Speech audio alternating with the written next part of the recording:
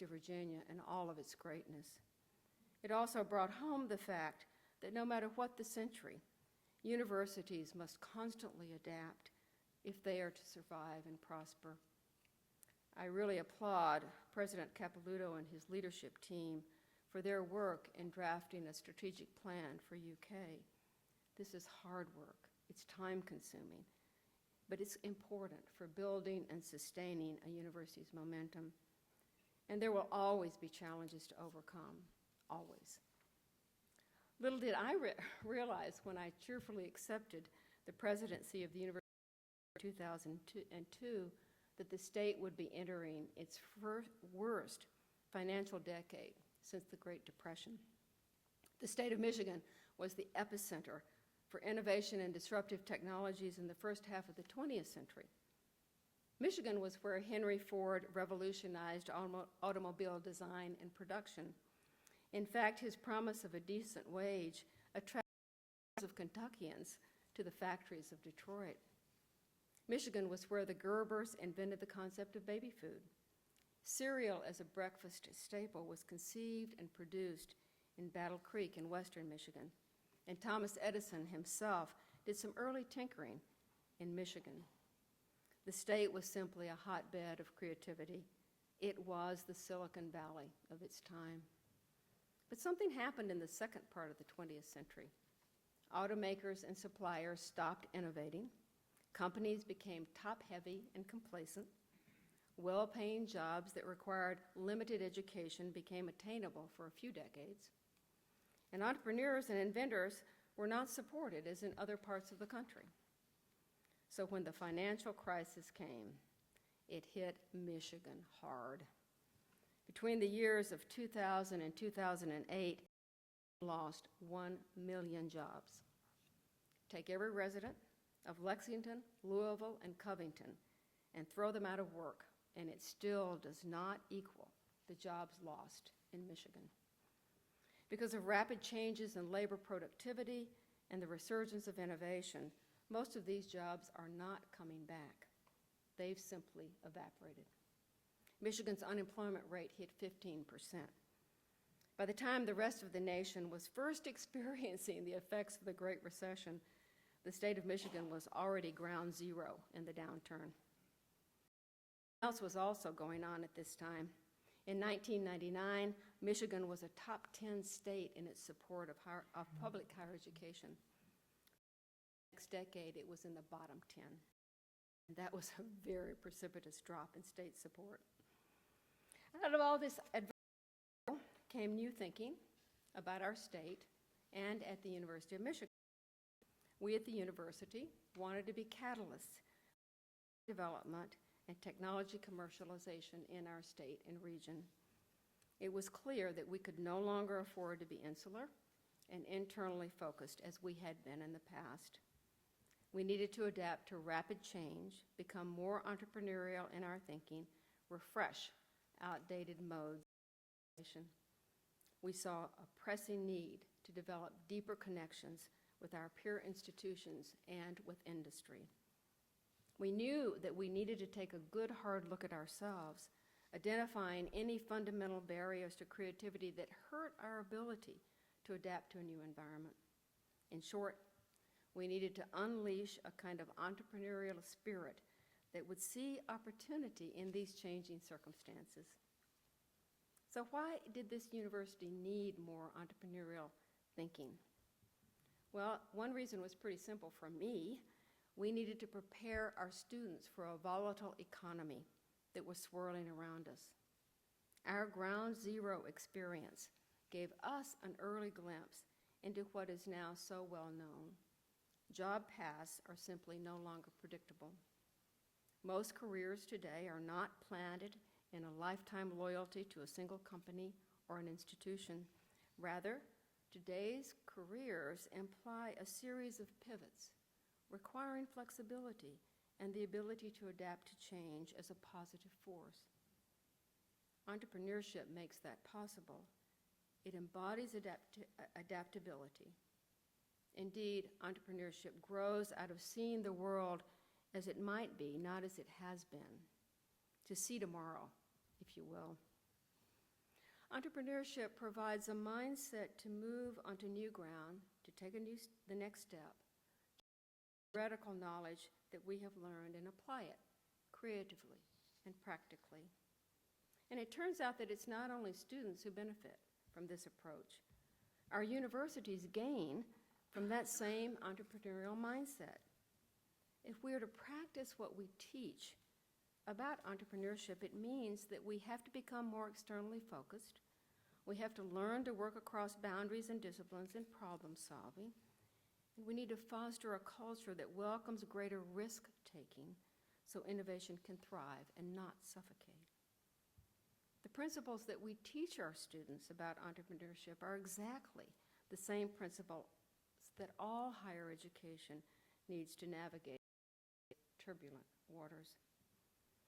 It is time for universities to infuse entrepreneurship into our curriculum, into the research that we do, and into our operations. And it is time for us in higher education to become the innovators that we're teaching our students to be.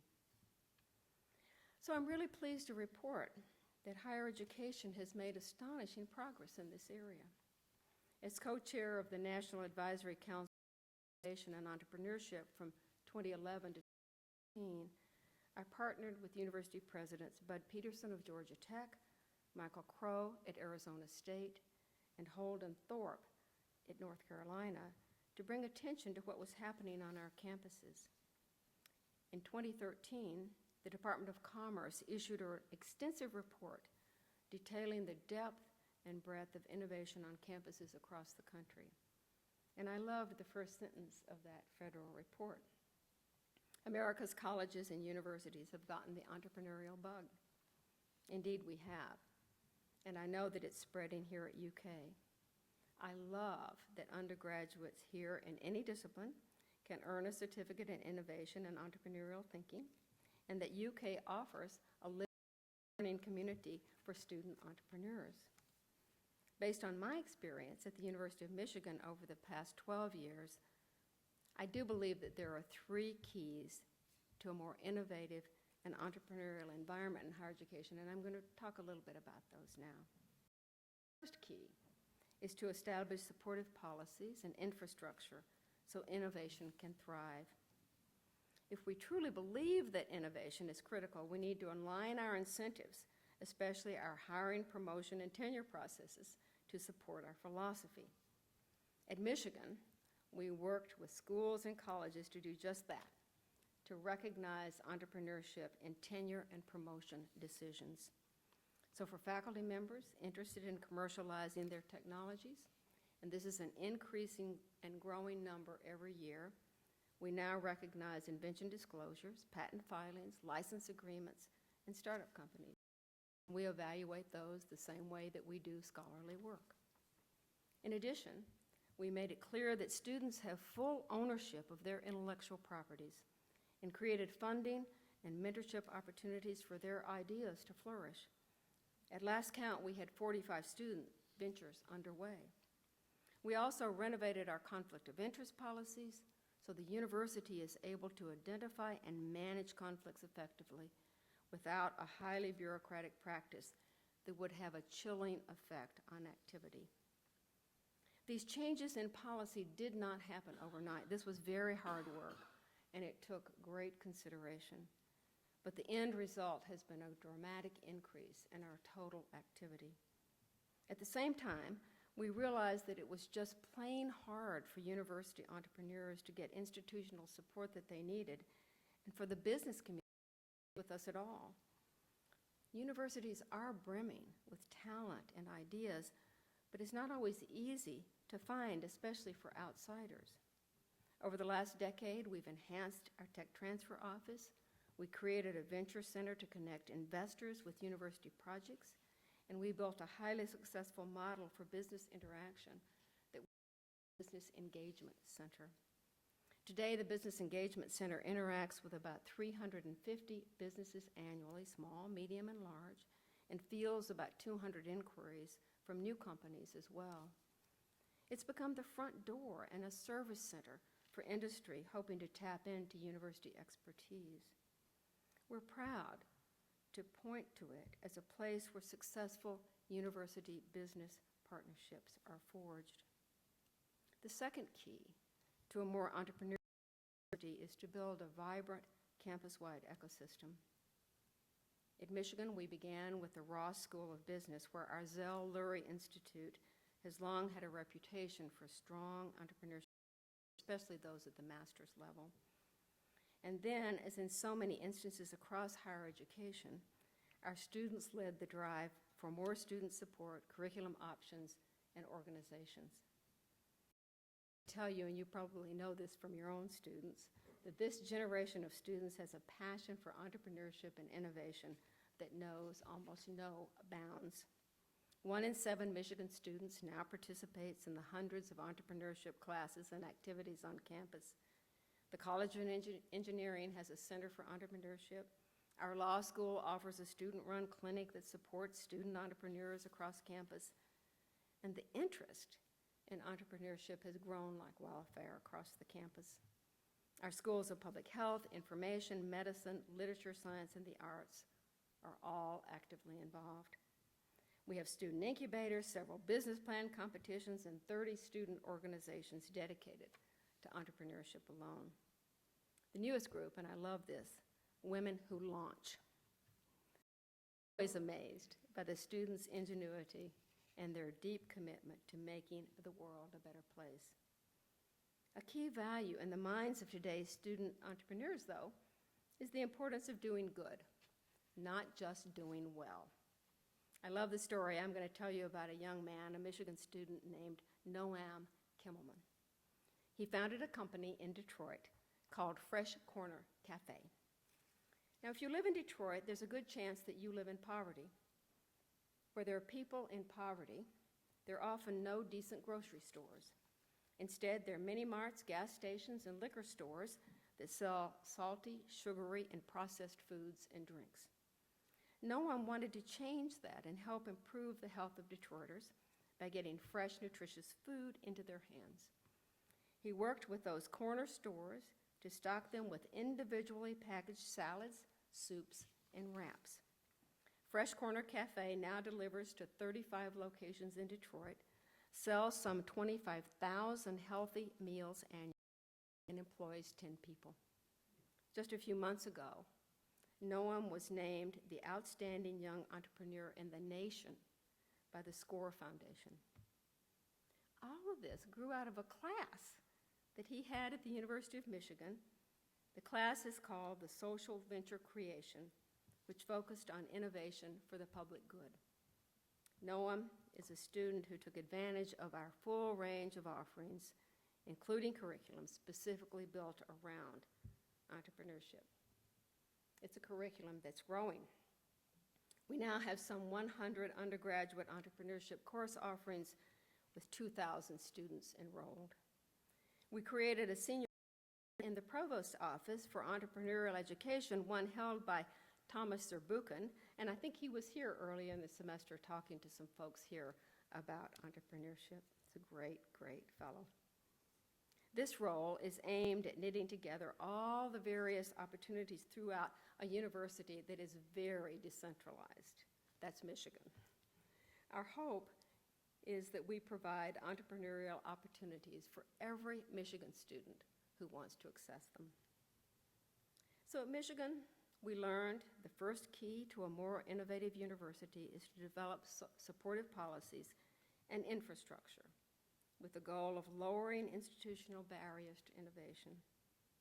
The second key has been to build a vibrant campus-wide ecosystem with a variety of opportunities.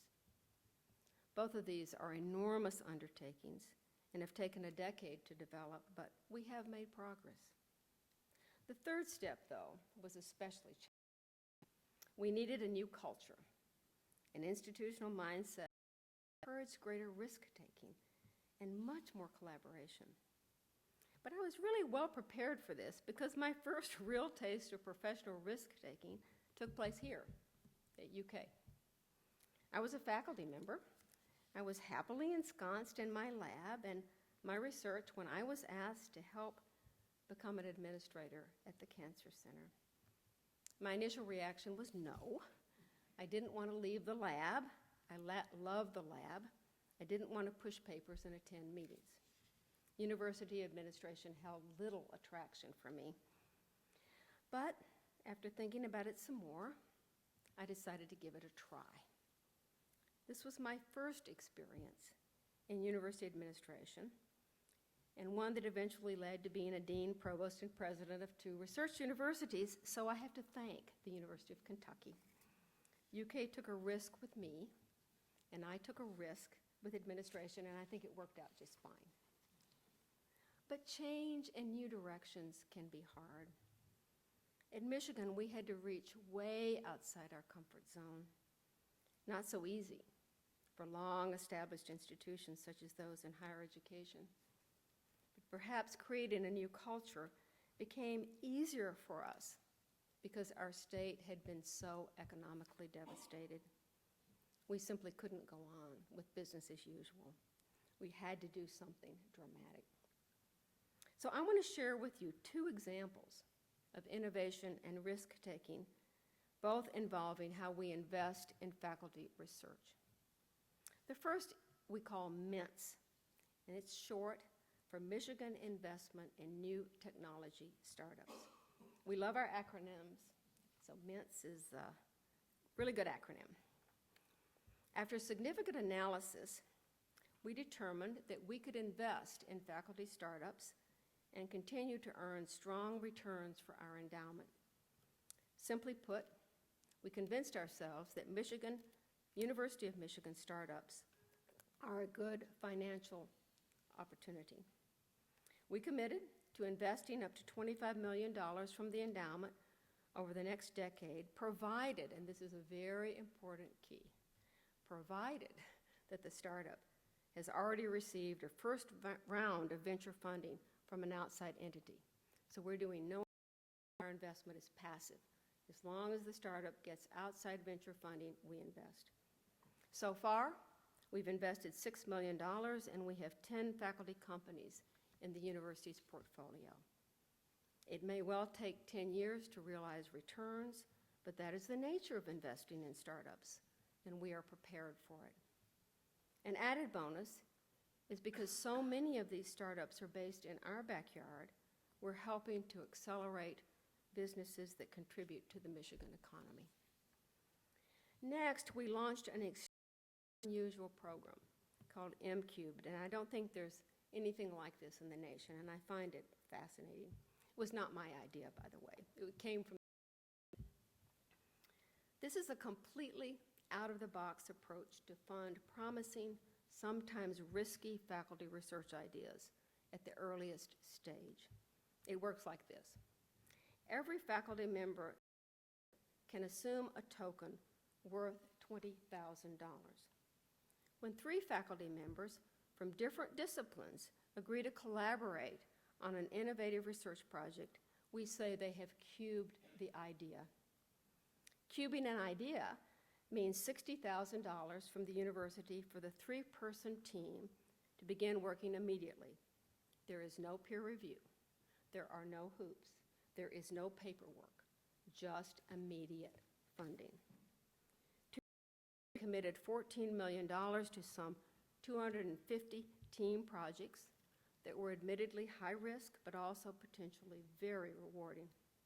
In fact, investment has brought in $20 million already in additional grants from 31 different projects, or 15% of the total so-called cubes, and I think that's a very good return. 11 teams have filed invention disclosures. 60 teams have either submitted or published studies in peer-reviewed journals, and more than 880 students, from undergraduates to postdocs, have experienced working on these interdisciplinary teams. And I'm happy to say that in the last month, the university announced another 2-year cycle of funding for M-Cubed. So in a way, the university is acting as an intellectual venture capitalist. It's risky, but sometimes risk delivers big rewards. And we believe in the work of our faculty. Perhaps just as hard as facing our deep-seated aversion to risk was the sobering reality that we could not be successful on our own. In academia, we have long prided ourselves in saying that we are the marketplace of ideas, but in part, that's really saying that our hallowed halls are the only source of knowledge exchange, and it's simply not true. The dire economic circumstances of the past decade forced us to recognize that we must collaborate with others. Many colleagues have heard me put it this way: in academia, we live by the publish-or-perish rule. In this world, I say we have to partner or perish. In Michigan, we've worked very hard to be better partners, partners who can spur economic development in our state and nation. Our alliance with Michigan State University and Wayne State University in Detroit, we call the University Research Corridor, and I think it's a perfect example of this kind of collaboration. This is on talent creation, collaborations in research, and connecting with the business community together, the three institutions. So if you can imagine UK and U of L becoming hand-in-hand partners, then you have an idea about the eyebrows that were initially raised when Michigan State, and Wayne State teamed up. It didn't feel natural to people, yet the leaders of the three universities felt like it was essential, and it was good for the state, so we went ahead, and it works. Together, we're pushing technologies into the marketplace and driving economic development. So at the University of Michigan, we're all in when it comes to entrepreneurship and innovation. This is who we are now: knowledge drivers, talent developers, business attractors, partners and collaborators, and increasingly, entrepreneurs. To create a national culture of innovation, which many of us think is important for the U.S. to be successful in the 21st century, we all have critical roles to play. Universities are eager to make a difference, and I know here at the University of Kentucky is just as committed to the region, to the state, and to the nation. American higher education, particularly public higher education, is one of the monumental achievements of our country. Last month, when the Times Higher Education World University Rankings made their annual appearance, American universities dominated. Of the world's top 20 universities, 15 are in the United States. No other nation can rival the innovation, creativity, and intellectual fervor of American universities. None. But we are threatened. We are threatened by shrinking financial support from our federal and state governments. We're threatened by waning public confidence in those skeptical of our value and our contributions. I have spent my entire career at public universities, from North Carolina, Kentucky, and New Mexico to Iowa and Michigan, and it has been a great privilege of my life. I am deeply troubled, though, as we all should be, by the evaporation of state support for our higher education institutions. Across the nation, states are spending 28% less on college students than they did in 2008. At the current rate of divestment, state support for higher education in Michigan will end in 2054.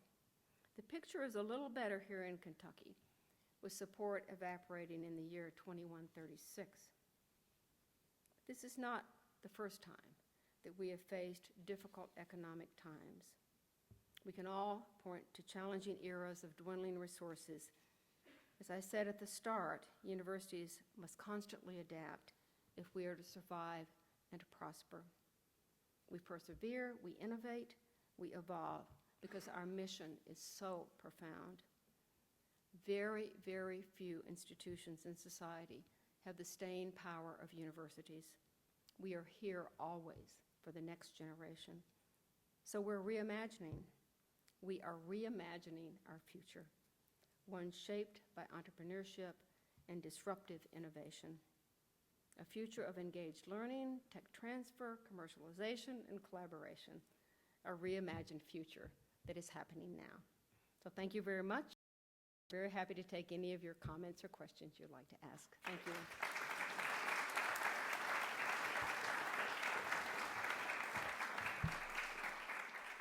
So, anything you'd like for me to address or you'd like to tell me about what's going on here? I'd love to hear it. What were some of those resistance points that you think you were able to overcome that meant the most in changing the culture? And at the culture of the university, you mean on the ground?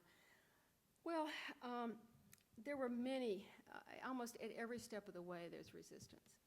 I remember when I first walked in the door at Michigan, one of my first meetings was with a national advisory group that we had on our sort of tech transfer licensing operations. And, you know, these were people who were Michigan alums, and they'd gone out usually to the West Coast to found businesses and become highly successful. And they were back trying to help us. And I walked in the room, and they said, you know, the University of Michigan has one of the worst tech transfer operations in the country.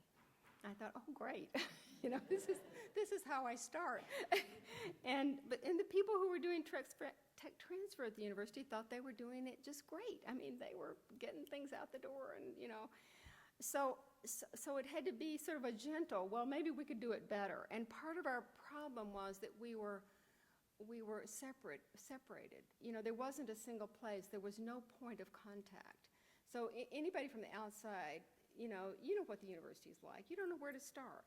And so I gently sort of suggested that we needed to pull them all together. We needed to get people from the medical school, from the engineering, from everybody to work in one physical location. And we were very fortunate because in 2007, Pfizer, we didn't think we were fortunate at the time because it's when Pfizer decided to leave its great R&D operation in Ann Arbor, you know, closing down 184 acres and over 2 million square feet of quite wonderful research space contiguous to our campus because we had sold them the land in the first place 50 years ago, and they'd built it up, and now they were leaving. I mean, we thought, how are we going to cope with this? 3,000 jobs lost, you know, overnight. Well, I had to wait a couple of years because I couldn't too quickly take that land off the tax rolls. If I bought it, you know, it would take it off the tax rolls. And the city was quite upset and convinced that somebody would come in and buy it. Well, we knew nobody was going to buy it. So you will love this story. So I was dealing with the CEO of Pfizer, and, you know, he kept saying to me, oh, there are other bidders, we're going to, you know, and I said, fine, take your other bidders, you know, I'm going to pay you X. That's all I'm going to pay you. So I got 184 acres, over 2 million square feet of very high-quality space for $108 million. It was pennies on the dollar, and it's contiguous to our campus. So, and it was close to an interstate. And so I said to the tech transfer people, this story does come around to the end. It does have an ending. So I said, look, we'll put a business accelerator, tech transfer, we'll do our business engagement center, we'll do all our licensing and patenting, we'll have our lawyers there. It'll be in one location, there'll be lots of parking, people can come up to the building. And it was like all hell broke loose. How can you move us out to the edge of campus? How can you do this to us? You're forcing us out here into the wilderness. Well, I kept at it. They moved out there, and of course, eventually, now the whole thing has grown up around them, and they're sort of the center of the activity, and they love it. But they didn't love it in the beginning. And so it's just this constant, you know, holding hands, sort of getting them to do it. But we had some luck along the way, because now on that, we lost 3,000 jobs when Pfizer left, and we've now got about 2,500 people working on the site. So we have hired a lot of people. We've brought in, expanded some of our operations, and done some really special things out there. So I got lucky in part. But none of this is ever easy. You know, when we did the conflict of interest, people said, oh, some people said, souls to industry. This is a terrible thing you're doing. How dare you do this? Well, you know, you have ways, and you can do it ethically. You can't take conflict away, but you can manage conflict. And attitude, we will manage the conflict. We know it's there. We want people to tell us what's going on and how to do it ethically. So at every step along the way, none of this is easy. But I think people, and I think one of the things actually that really helped is, when we did the Mints program, and we said, okay, we believe in you. Bring your stuff, we'll invest. When we did the M cubed idea, this was your idea, we'll invest. And all that helps to build up the confidence. But at every stage, people are suspicious. So, yes? So venture capitalists have many more losses than wins. I mean, a venture capitalist will happen 1 out of 20 to a hit makes a lot of money. So how do you translate that into an academic environment? Yeah. Faculty, reward system, which is annual, and a tenure and promotion. Yeah, no, so let me tell you how we made the decision to go with Mints, because we didn't do it, this was not spur of the moment. I mean, we really looked at it. So we had Osage Partners, an external entity, take a retrospective look at 20 years in the past of faculty startups from the University of Michigan.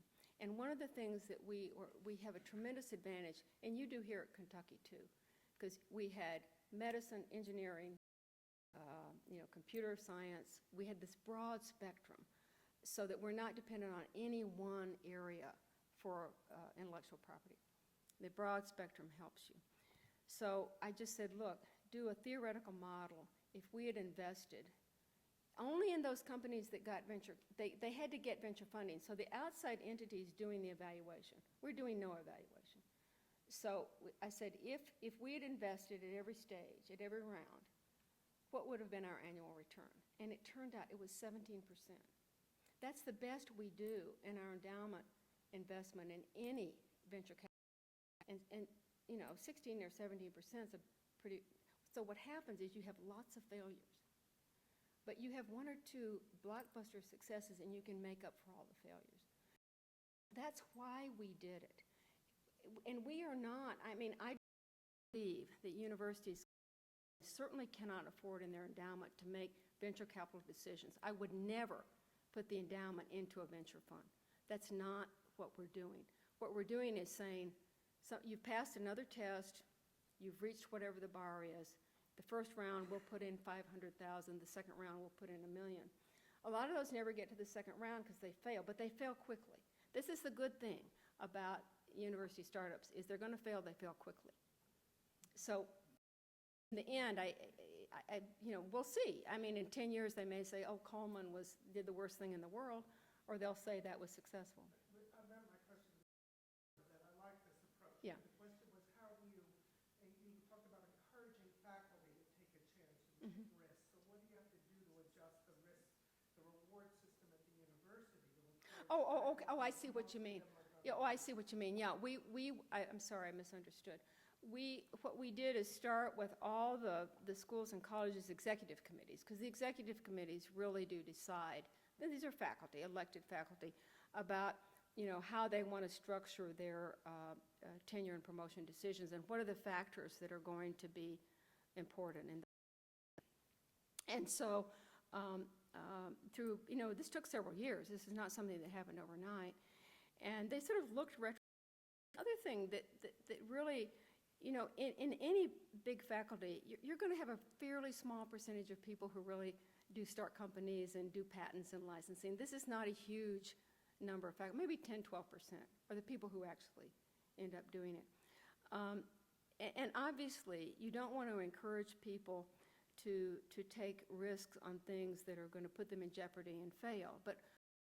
And we evaluate the work that they're doing in this sector the same way we would evaluate a publication. Is it an innovative patent? Is it a good license? Is it something that's really unusual? It isn't just like counting things. So ultimately, after much discussion, the faculty's all decided whether or not this is what they wanted to do. And so they have agreed now that they use this activity. This activity will get evaluated just like your publications get evaluated. And it doesn't mean that every commercial thing that you do is going to be a plus for you. If people think it's mundane and is not intellectually, you're not going to get any credit for it. Just like you might not get credit for all your publications if they're not seen to be, innovative and important. So it was an evolving process, but now everybody's bought into it. And it's something that I think you just have to try and see if people are interested. But I think it's worked pretty well. So, and we've got more activity, more people are willing to take a risk and do it. Oh, Ken. Oh, I always sort of shudder when Ken raises his hand. Well, I'd like to ask you to talk about the University Research Corridor, but just to set it up, to make it easy for you, let me ask, is this all PR fluff? Well, this is what so when we conceived this, the president of Michigan State, who's a great friend of mine, Luana Simon, and the president then of Wayne State, had this idea. I mean, this is when Michigan was losing, thousands of jobs every week, and it was like being in the fire. I mean, it was so bad that we wondered if somebody was going to turn the lights out in the state of Michigan. It's hard to sort of reflect on how bad that time was. So, we were getting together saying, what can we do? What can we do? We've got to, the universities have got to step up. We said, okay, we'd done a study of sort of other areas of the country where universities had gotten together and tried to create, collaborations. And we had lots of data that we knew from San Diego. They had done something after a big Air Force base closed there. A dramatic thing had happened, and they had to change their approach. Austin, Texas was another one, and I guess Wisconsin, those areas. So we said, if we get our three universities together and we really try to start, give the signal from the top that we wanted this collaboration to have happen. So exactly happened as Ken suggested when we first went to the legislature, and we would go together, do our testimonies together, talk about each other's work. People were so cynical. They just said, this is just PR, or you're trying to take something away from the other universities. We said, no, we're not trying to take anything away. This is not just PR. We're trying to send a signal that we need to work together. We need to help each other. We can be better at competing for these big national projects if we're helping each other. And sure enough, it worked. I mean, Michigan State got this huge, big installation for high-energy physics. Wayne State was able to keep their big center for infant neonatal underserved populations. We got some big things because we were helping each other, and we were supporting each other, and we did studies every year about a sector of the Michigan economy and how the universities were doing research that helped that sector, whether it was energy or automotive or life sciences. So we do these studies every single year. We do the economic impact of the three research universities every single year, just to let the state know what's happening. And so what happened is the faculty kind of woke up and said, oh, well, it's okay to talk to each other. And so they've started collaborating. And so now you get much more of this sort of interaction, and it's okay. So we don't have a Research Triangle Park. We don't have that kind of entity. It's the sort of attitude that we're all in this together and we're going to help each other that has been very, very helpful. And we have an office in Lansing. We have regular meetings. We are constantly in with the Michigan Economic Development Office saying, what can we do? How can we support what you're doing? We've gotten expats to come back who are left the state to come back and visit us in Detroit and say, what can you do to help the state of Michigan? And this is really gaining some traction now. It's been very, very interesting for me to see. We got the CEO organization in the state, the business leaders of Michigan, the big companies. There are lots of There are lots of headquarters in Michigan of big companies. They are now in the legislature advocating for us for funding. And I never thought I would see the day, because they can have an impact where we can't have the impact. And the legislature's finally gotten the message that this was not just PR, that we really are working together, and they feel better about the funding because we're helping, instead of just the University of Michigan's students, we're helping 160,000 students in the state, because that's the population of our 3 universities. So I think it's been, and it's been good for all of us. I mean, we're very complementary institutions, and we learn a lot from each other. It's been great. Yes? So I was wondering, like, with the economy, especially in Michigan, in such a volatile position, you were president, how did you really, like, initiate a culture change in the student body behind, like, risk-taking, entrepreneurship, and how did you gain their trust? So I think the student body, they were pushing me. I didn't have to do much culture change in the student body. I mean, they were my biggest allies, because they knew what they wanted. And now I said we've come back so that we're now have about 7% unemployment. I mean, things are much better now in Michigan. A lot of things are improving. But interestingly enough, either the students never really understood how bad it was, or they looked at it and said, this is really bad, we have to do something to help, and so they really pushed. They were unbelievable. Back in about 2008 or 9, when I thought, maybe the lights were going to go out, I had this student come to me who's actually from liberal arts. He's from LS&A, and he said, I've got this idea, and I want to do something called 1,000 Pitches. And I said, well, okay, what's 1,000 pitches? Tell me about this. And he said, well, what I want to do is to do a business competition and to have 1,000 ideas from students with an elevator pitch about how they were going to start a business. I said, great. Gave him a little money, to do it online or whatever he was going to do. So the first year, I think his first competition, he had like 2,000 ideas from students. They gave some prizes to the top 5, a little bit of money for these prizes. The second year, I don't know, he got 3,000. Third year, 5,000. I mean, it just exploded on the campus. And then the students, when they did those business competitions, they said, oh, well, we want more courses. You've got to add more courses. So the students have been pushing the whole way. So the students will take risk, absolutely. They know no danger. They have no fear about it. Sometimes they're pulling the faculty along, which is great. I like to see that too.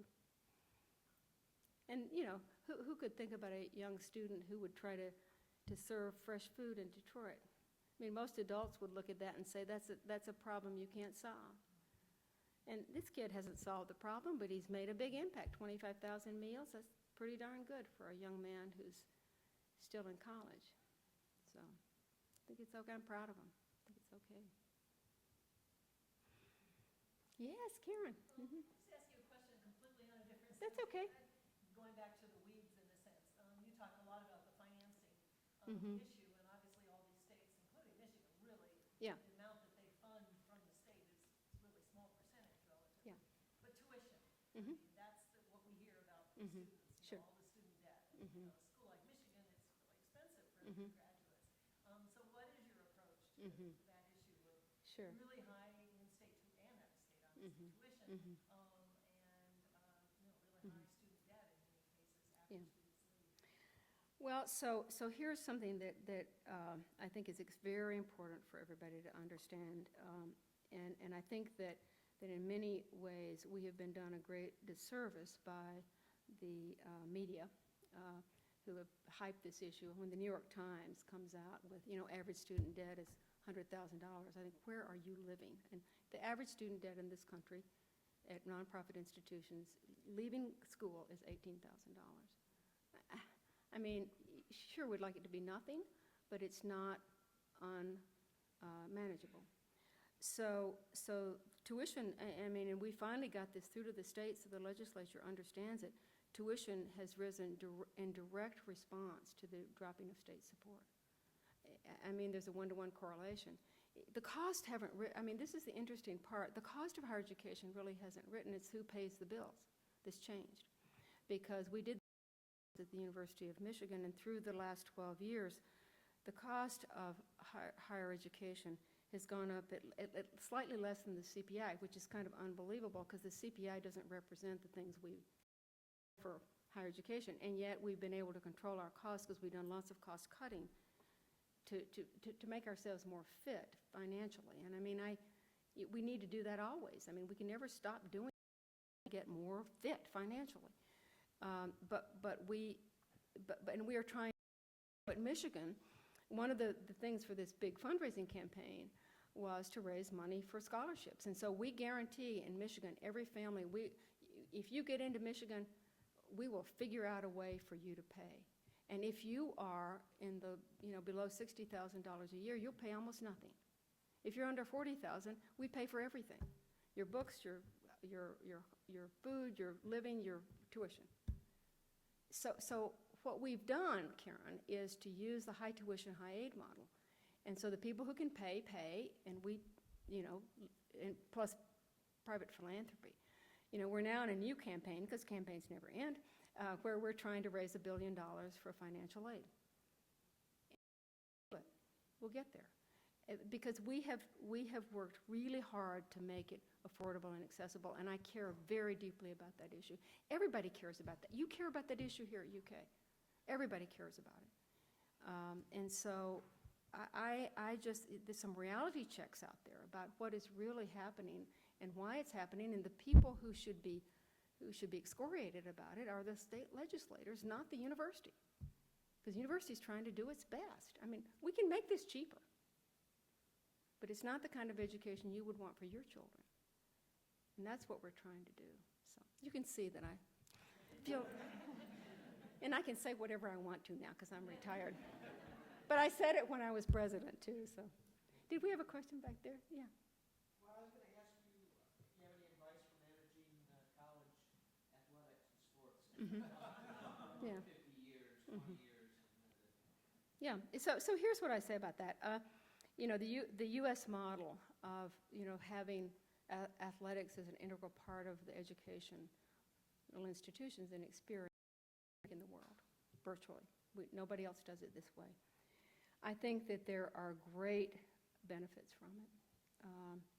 There are also great problems, and the great opportunities, and there's a lot of money in it, which is I know in my lifetime I've seen that it's made it very much harder to sort of figure out how to deal with and how to make sure that we live up to the promise of students we recruit, that we're going to give them a good education and that we're not the farm team, and all those issues are really important and they need to be addressed and they need to be discussed.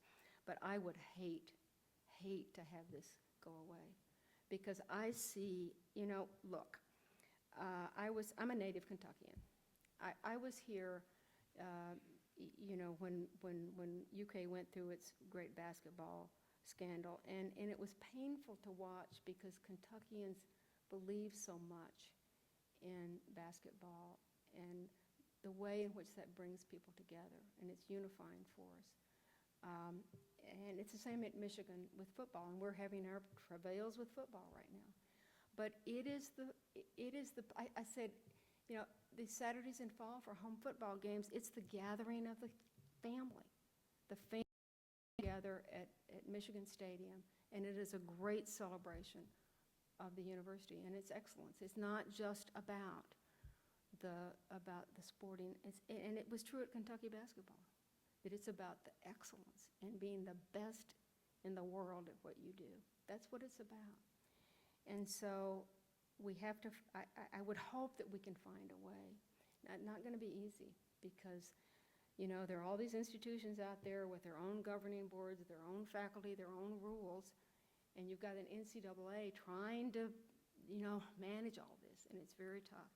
But I think if we lose it, we will lose something really important in the country. That's the way I feel. Not easy. And I can't say my institution has been a model. We've had our problems. Yeah, Ernie. one way of Mhm. thinking about entrepreneurialism Mhm. in a very narrow way is to think about the medical school or the college of Mhm. engineering and maybe one or two Mhm. other schools. Um, you were here when Bob Strauss's discussion about the logic of departmentalism Mhm. was still rippling Mhm. through the faculty. And I think we still deal with situations where when the word interdisciplinary is discussed, it's really discussed in a very narrow framework. Right.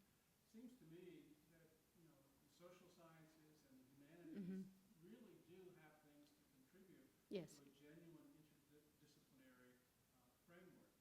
And yet, it's easy to think that we just get closed out of this when the focus is just on NIH, when the focus is just on Mhm. NSF. I've been on any number of teams, mostly for proposals that because Mhm. the funding agencies have a pretty narrow notion of Mhm. what interdisciplinary means. Can you weave this into your narrative Mhm. in terms of this focus on entrepreneurial? Sure. Well, what's interesting to me about at least, and I don't think the University of Michigan is unusual in this regard, particularly, but even though the Center for Entrepreneurship was originated in the engineering school, at least half the students involved are from LS&A. And there's a lot going on in literature, science, and the arts. And it doesn't mean that every faculty member is going to participate, but they've seen ways in which they can cross these boundaries. And part of this M-cubed, it's open to anybody. Any discipline, any whatever. A social scientist can figure out, boy, I need to be part of this team that's going to look at behavioral changes, to prevent HIV, let's say. They're going to get funded. And so I think that the idea is to try to make everything open, understanding that some faculty will choose not to collaborate because they do their own work best by not collaborating, but to leave the door open. Because I agree with you, there are enormously important ways in which the humanities add to this discussion. Huge. Maybe one of the things that helped us in some regard is I remember back in 2003 when we were talking to Google.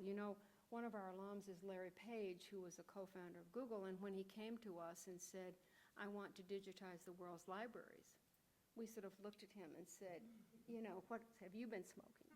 It just seemed like it was an impossible task. And in fact, I knew there were going to be all sorts of legal challenges. It didn't matter because it was good for the world, so we're going to take a risk.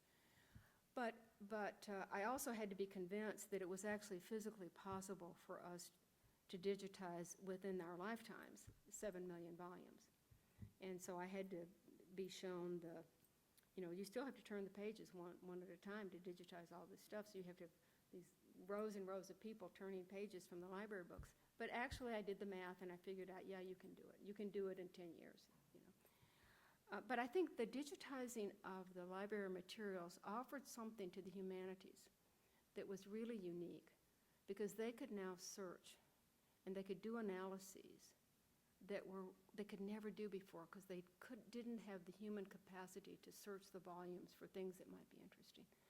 And so there was that intersection that started happening 10 or 12 years ago that I think opened people up in a very interesting and odd way to new things. And so it's remained so, and we always make sure within the institution, and the vice president for research has funding available for people who want to do solitary projects as well as people who want to collaborate. Collaboration isn't the be-all and the end-all, but it does give you some new interesting opportunities. So, I just hope we have everybody, because, that's what we are as an institution. We need everybody. We need them all.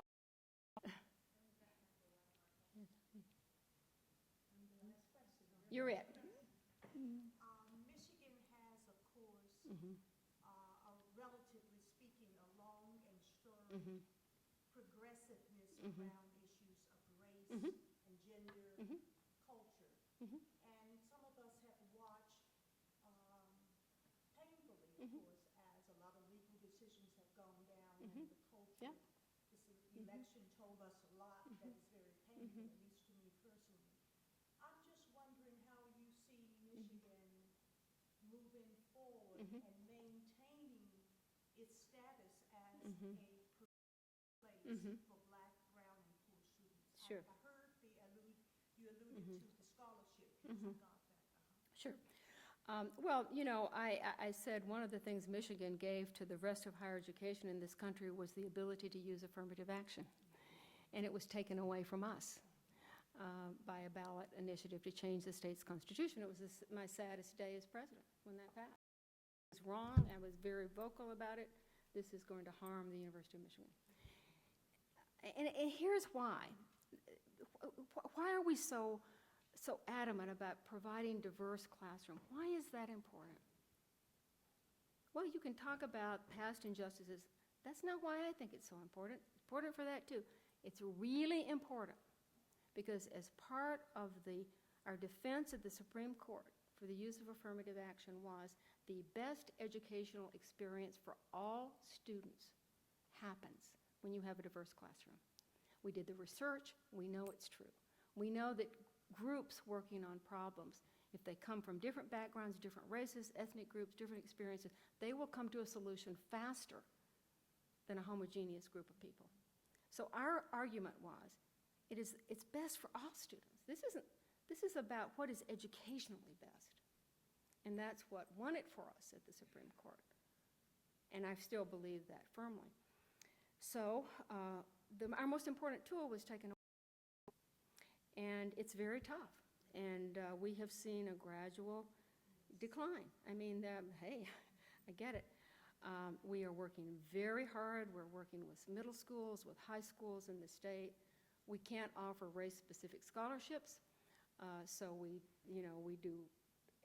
just do everything within our power, and we've got to continue to do everything. And then plus, when students get to our campus, we have to provide them with a good experience, so that they will tell their sisters and brothers and cousins to come to Michigan. It's a constant issue, and there's no silver bullet, but we've got to work hard at it. In terms of, and I'm thinking about diversity in all its forms, though I care deeply about the African American population because that is the one that is the most disadvantaged when it comes to Michigan. We've increased, I'm very proud of the fact that we've increased our sort of Pell Grant recipients quite a bit while I was president. We have, opened up to transgender students, to LGBT students. I mean, we say, look, we want the full spectrum of human existence to be at our place. This is everybody's welcome. And it's just a lot of hard work. And I know it will continue with our current president, Mark Schlissel, who became president in July, cares as deeply about this issue as I do. And he was at Berkeley, so he's got the 209, Prop 209 problem in California. He knows it, and he's fully. But